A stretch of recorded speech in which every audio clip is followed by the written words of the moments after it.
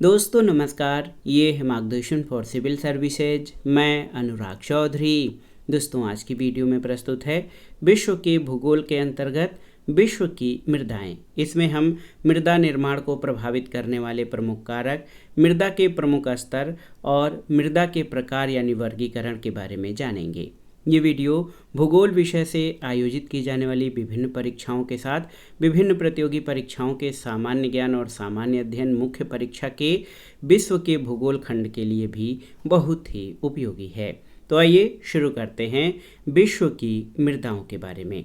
दोस्तों आप जानते हैं कि मृदा महत्वपूर्ण संसाधन है और ये एक नेचुरल रिसोर्स यानी प्राकृतिक संसाधन है। क्यों?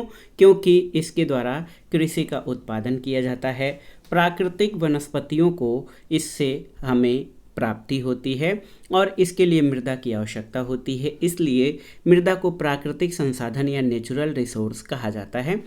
दोस्तों मृदा का जो निर्माण है वो खनिज शैलों के अपक्षय यानी टूटने से क्षरित होने से होता है। अपक्षय क्या है? तो ये चट्टान का अपने स्थान पर टूटना अपक्षय कहलाता है और इसके साथ साथ इसमें रासायनिक और जैविक क्रियाएं भी शामिल होती हैं। इन सब का सम्मिलित यानी मिला जुला प्रभाव मृदा पर पड़ता है। लेकिन प्रश्न ये उठता है कि मृदा क्या है, यानी मृदा का तात्पर्य क्या है और इसे कौन कौन से घटक प्रभावित करते हैं। मृदा परिच्छेदिका क्या है, मृदा संस्तर से क्या तात्पर्य है और विश्व स्तर पर मृदा को किस प्रकार वर्गीकृत किया जाता है, इन सब के बारे में आइए इस वीडियो में जानते हैं। तो सबसे पहले आइए जानते हैं कि मृदा यानी सॉइल क्या है। तो मृदा क्या है? ये भूपर्पटी की सबसे महत्वपूर्ण परत होती है। इसका निर्माण याद रखिएगा खनिज, कार्बनिक पदार्थ, जीवित जीव, गैस और पानी यानी जल के सम्मिश्रण से दीर्घकाल में होता है। यानी मृदा का निर्माण अल्पकाल में या थोड़े समय में नहीं बल्कि ये दीर्घकाल में होता है और मृदा का निर्माण सतत रूप से दीर्घकाल में निर्मित होने वाली एक प्राकृतिक प्रक्रिया है और इस प्रक्रिया में कई जो घटक हैं वो महत्वपूर्ण भूमिका निभाते हैं। सबसे महत्वपूर्ण भूमिका मूल खनिज शैलों की होती है। मूल खनिज शैल क्या हैं? तो किसी भी क्षेत्र विशेष की मृदा के निर्माण में वहाँ पाई जाने वाली मूल खनिज चट्टानों का महत्वपूर्ण स्थान है, क्योंकि इसी चट्टान के अपक्षय से विघटन और वियोजन से मृदा का निर्माण होता है।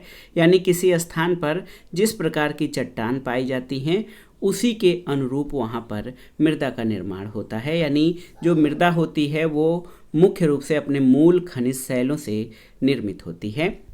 मृदा की संगठन और संरचना में मूल खनिज चट्टानों का प्रमुख योगदान होता है। मृदा के संगठन को जो है समझने के लिए हम कुछ जो रेखा चित्र है इसको इस तरह से हम वर्णित कर सकते हैं कि मृदा के निर्माण में 45% योगदान खनिज पदार्थ या मूल खनिज शैलों का होता है, 25% जल और 25% वायु का योगदान होता है। साथ ही साथ इसमें जैविक पदार्थों की 5% मात्रा विद्यमान होती है। तो ये है मृदा का संगठन जो सामान्य रूप से इसमें सर्वाधिक योगदान खनिज पदार्थों का, जल और वायु का और जैविक पदार्थों का होता है। जैविक पदार्थ भी मृदा निर्माण या मृदा के प्रमुख घटक हैं। जैविक पदार्थ से तात्पर्य मृदा में शामिल जीवित पौधों और जंतुओं के जो मृत वियोजित भाग हैं, ये वनस्पतियों को पोषक तत्व प्रदान करते हैं। इसके अलावा मिट्टियों के निर्माण में इनकी महत्वपूर्ण भूमिका होती है।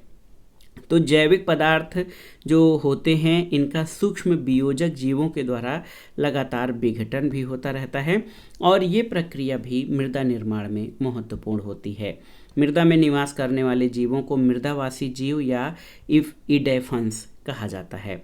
संपूर्ण मृदा मंडल जो होता है ये 5 से 12% भाग इसमें वनस्पति, जैविक पदार्थ, जंतु आदि से मिलकर बनता है। इन जैविक पदार्थों का पारिस्थितिक चक्र में गमन, स्थानांतरण, चक्रण और पुनः चक्रण होता रहता है। मृदा में जो उपस्थित मृत जैविक पदार्थ हैं इनको ह्यूमस कहा जाता है।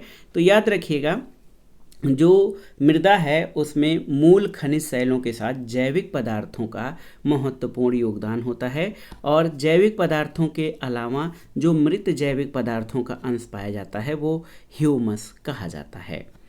मृदा का एक और प्रमुख घटक जल या मृदा घोल है। तो मृदा मंडल में जल का होना अनिवार्य है, क्योंकि ये मृदा में उपस्थित पोषक तत्वों को जल में घोलकर मृदा घोल बनाता है और इसी जल को पौधे अपनी जड़ों से रूट ऑस्मोसिस यानी जड़ परासरण की क्रिया के द्वारा मृदा घोल का प्रयोग करते हैं। मृदा को जल की प्राप्ति वर्षा और हिमद्रवित जल से रिसाव क्रिया द्वारा, जो इनफिल्ट्रेशन यानी अंतः संचरण होता है, इनके द्वारा होता है। और वायु और मृदा वायुमंडल ये भी मृदा के लिए बहुत ही महत्वपूर्ण है, क्योंकि 25% मात्रा मृदा में वायु की होती है। मृदा की विभिन्न परतों में कई प्रकार की गैसें और वायु पाई जाती हैं। ये वायु मृदा में उपस्थित सूक्ष्म जीवों के लिए बहुत जरूरी है। मृदा में उपस्थित कार्बन डाइऑक्साइड की मात्रा वायुमंडल में उपस्थित कार्बन डाइऑक्साइड की तुलना में अधिक होती है। इसका प्रमुख कारण मृदा में उपस्थित सूक्ष्म जीवों द्वारा जैविक पदार्थों का विघटन और वियोजन होता है, जिसके कारण कार्बन डाइऑक्साइड निर्मुक्त होती है। मृदा में जिस स्थान पर वायु की मात्रा अधिक होती है उस स्थान पर नमी कम होती है, क्योंकि वायु और नमी का मृदा के साथ विपरीत संबंध होता है। इसी प्रकार मृदा में जिस स्थान पर नमी अधिक होती है उस स्थान पर वायु की मात्रा कम हो जाती है। तो ये तो थे मृदा के प्रमुख घटक। अब आइए जानते हैं मृदा निर्माण को प्रभावित करने वाले प्रमुख कारक कौन कौन से हैं। तो मृदा निर्माण एक लंबी और सतत प्रक्रिया है और साथ ही साथ ये जटिल प्रक्रिया है। ये पृथ्वी की ऊपरी सतह पर विकसित होती है। इसके विकास क्रम में बहुत सारे तत्व जो है, बहुत सारे घटक हैं, बहुत सारे कारक हैं जो इसके लिए महत्वपूर्ण होते हैं। तो सबसे पहले इसमें जलवायु की भूमिका होती है, वनस्पति, उच्चावच, जनक सामग्री, जीव जंतु, समय और तापमान, ये सभी मृदा निर्माण को प्रभावित करने वाले प्रमुख कारक हैं। इसको इस रेखा चित्र के माध्यम से बहुत ही आसानी से आप समझ सकते हैं। मृदा को प्रभावित करने वाले कारकों में मुख्य रूप से जनक सामग्री, जीव जंतु, उच्चावच, तापमान, जलवायु, वनस्पति, समय और कई प्रकार के अन्य घटक भी पाए जाते हैं। जलवायु किस प्रकार से मृदा निर्माण को प्रभावित करती है, इसके बारे में सबसे पहले जानते हैं। तो मृदा जलवायु द्वारा प्रत्यक्ष रूप से प्रभावित होती है और जलवायु के अंतर्गत किसी स्थान पर होने वाली वर्षा की मात्रा, उसकी अवधि, वाष्पीकरण की दर, आर्द्रता और तापमान का दैनिक और वार्षिक परिवर्तन को इसमें शामिल किया जाता है।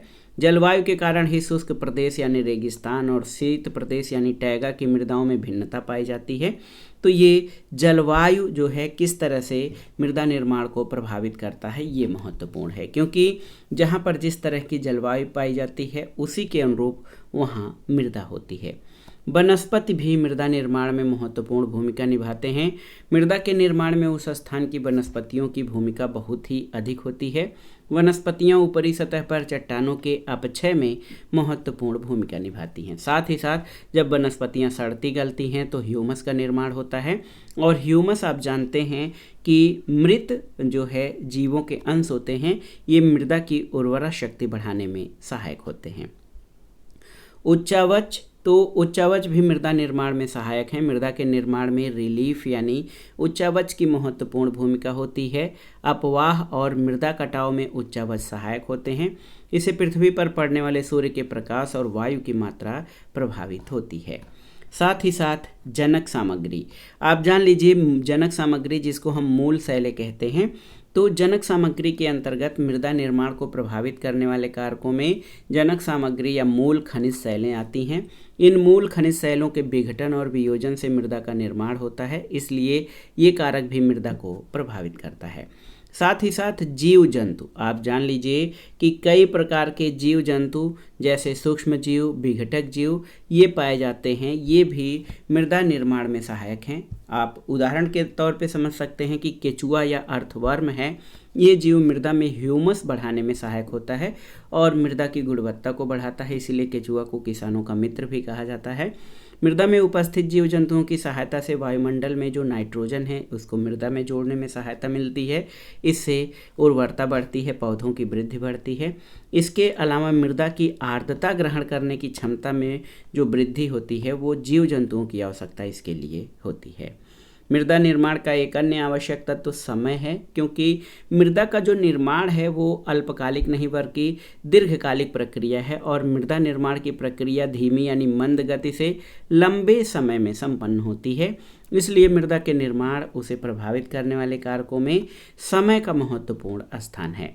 मृदा निर्माण में लगे समय पर ही मृदा परिपक्वता और उसके विभिन्न स्तरों का निर्माण भी होता है। तापमान दोस्तों ये भी मृदा के निर्माण का महत्वपूर्ण घटक है। मृदा में उपस्थित जीवों के विकास और वृद्धि के लिए तापमान महत्वपूर्ण कारक है। तापमान के कारण ही मृदा में बीजों का अंकुरण और जड़ परासरण की क्रिया संपन्न होती है।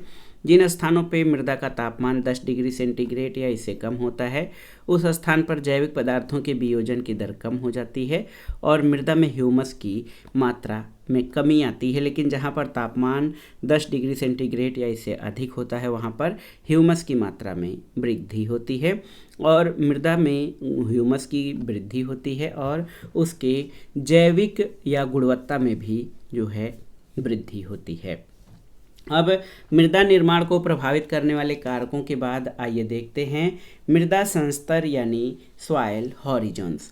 दोस्तों मृदा जो परिच्छेदिका होती है जिसको हम सॉइल प्रोफाइल कहते हैं, मृदा परिच्छेदिका, तो ये मृदा की ऊपरी सतह से लेकर सबसे निचली सतह तक के लंबवत वितरण को, ऊपरी सतह से निचली सतह तक के लंबवत वितरण को मृदा परिच्छेदिका कहा जाता है। मृदा का निर्माण कई परतों जैसे ओ, ए, बी, सी आदि के रूप में होता है जिसको सॉइल हॉरिजॉन्स कहा जाता है और मृदा के लंबवत संगठन को मृदा पार्श्विका कहते हैं। तो आइए जानते हैं मृदा संस्तर या सॉइल हॉरिजॉन्स क्या हैं। तो यहाँ पर आप जान लीजिए कि मृदा के भौतिक और रासायनिक गुण, मृदा की संरचना और जैविक तत्वों की उपस्थिति के आधार पर जो स्तर हैं उसमें ओ स्तर ऑर्गेनिक होता है, ए संस्तर होता है, बी संस्तर, सी और आधार यानी आर या डी संस्तर होता है। तो आप देख सकते हैं कि ये 5 संस्तरों में बांटकर मृदा को समझा जा सकता है। मोटे तौर पर अगर हम ऊपर से नीचे की ओर जाएं तो ऊपर से ओ संस्तर जो है ये जैविक संस्तर होता है और ए, बी और सी संस्तर ये खनिज संस्तर होते हैं, डी या आर संस्तर ये आधार संस्तर होता है। जैविक स्तर में जो जैविक पदार्थों की अधिकता होती है ऊपर में, फिर जैविक खनिज पदार्थ भी होते हैं। बी संस्तर में मिश्रित सैंड, सिल्ट, क्ले होता है और जो हमारा डी संस्तर होता है, सी और डी संस्तर, ये मातृ चट्टान यानी किस चट्टान से इनका निर्माण होता है, जनक चट्टान और गैर अपक्षयित मातृ चट्टान इसमें पाए जाते हैं। तो सबसे पहले ओ हॉरिजन के बारे में जानते हैं। ओ संस्तर मृदा का सबसे ऊपरी संस्तर होता है। इसमें जैविक पदार्थ जैसे मृत जीव जंतु, पेड़ पौधे आदि की अधिकता होती है। इसको जैविक संस्तर या कार्बनिक संस्तर कहा जाता है। इसके निचले भाग में जैविक पदार्थों के विघटन और वियोजन से ह्यूमस का निर्माण होता है और मृदा में उपस्थित यही ह्यूमस कृषि उत्पादकता और प्राकृतिक वनस्पतियों के विकास में सहायक होती है। ओ संस्तर को 2 उपविभागों में वर्गीकृत किया गया है। ए संस्तर आप देख लीजिए, ए संस्तर और बी संस्तर। तो यहाँ पर ए संस्तर जैविक संस्तर से नीचे होता है। इसमें खनिज संस्तर और अजैविक संस्तर होते हैं क्योंकि इस स्तर में खनिज पदार्थों की अधिकता पाई जाती है। अजैविक संस्तर में कुछ मात्रा में जैविक पदार्थ यानी ह्यूमस भी पाया जाता है और इसी ह्यूमस के कारण मृदा का रंग गहरा हो जाता है और इस संस्तर में मुख्य रूप से मृत्तिका खनिज और क्वार्ट्ज खनिज की प्रधानता होती है। दोस्तों ए संस्तर या ए होराइजन जो होता है वो अनेक उप संस्तरों में बांटा जाता है। इसमें A2 संस्तर को अपोहन मंडल कहा जाता है और इस अपोहन मंडल से मृत्तिका, लौह ऑक्साइड, एल्यूमिनियम आदि खनिजों का ऊपर से नीचे की ओर अपवहन होता है। बी संस्तर क्या है तो आप जान लीजिए, इस संस्तर में मृत्तिका, सिलिकेट और जैविक पदार्थों का जमाव अधिक होने के कारण इसे विनिक्षेपण मंडल या इल्यूविएशन जोन कहा जाता है। इस संस्तर के ऊपरी भाग में ए संस्तर तथा निचले भाग में सी स्तर की विशेषताएं पाई जाती हैं। इस कारण इसको बी स्तर को संक्रमण स्तर भी कहा जाता है। सी संस्तर क्या है तो इसमें जो है इसमें आधारभूत शैलक्रम ढीले और असंगठित रूप में पाए जाते हैं। ढीले और असंगठित शैल क्रम को रिगोलिथ कहा जाता है। इसे अधोस्तर संस्तर या सब सरफेस होराइजन कहा जाता है। अब आते हैं सबसे लास्ट या नीचे का डी संस्तर या आर संस्तर। इसमें आधारभूत शैल मूल अवस्था में पाए जाते हैं। इस संस्तर में शैल दृढ़, कठोर, संगठित और गैर अपक्षयित रूप में पाई जाती है। और ये डी या आर संस्तर ये आधार संस्तर होता है या ये मृदा की सबसे निचली परत होती है।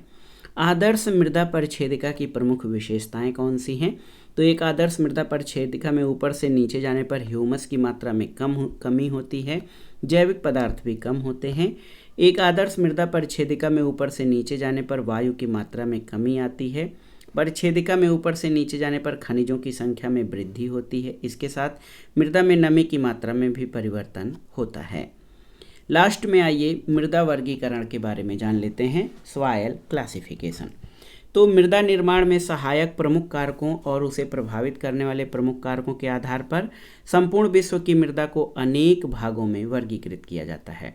मृदा के निर्माण में स्थान विशेष की जलवायु, वनस्पति, तापमान और समय का महत्वपूर्ण योगदान होता है। और इन्हीं कारकों को दृष्टिगत रखते हुए अमेरिकी कृषि विभाग द्वारा संपूर्ण विश्व की मृदाओं को 3 वर्गों में विभाजित किया गया है।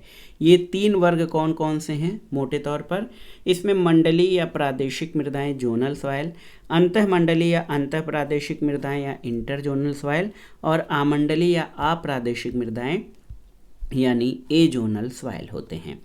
तो मंडलीय या प्रादेशिक मृदाएं किसे कहा जाता है? जिनको जोनल सॉइल। तो मंडलीय मृदाओं की प्रमुख विशेषता ऐसी मृदाएं जो पूर्ण रूप से विकसित होती हैं, जिनमें मृदा परिच्छेदिकाओं के विभिन्न स्तरों का विकास हुआ होता है, ये मंडलीय मृदाएं कहलाती हैं। मंडलीय मृदाओं के निर्माण की भूमिका लंबी होती है। इनके विकास की प्रक्रिया दीर्घकालिक होती है, यानी इनका निर्माण बहुत लंबे समय तक चले प्रक्रियागत परिवर्तनों के कारण होता है। और इस वर्ग की मृदाओं में प्रौढ़ावस्था तथा पूर्ण विकसित मृदाओं को शामिल किया जाता है।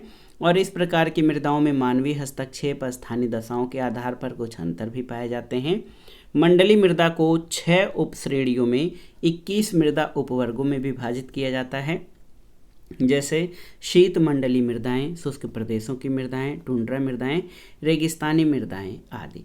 तो ये तो था ये आपका मृदा का जो पहला वर्गीकरण था, ये मंडलीय मृदा या जोनल सॉइल, जिसको प्रादेशिक मृदा कहते हैं, उसके बारे में। अब आइए इंटर जोनल सॉइल या अंतःमंडलीय मृदाओं के बारे में जानते हैं।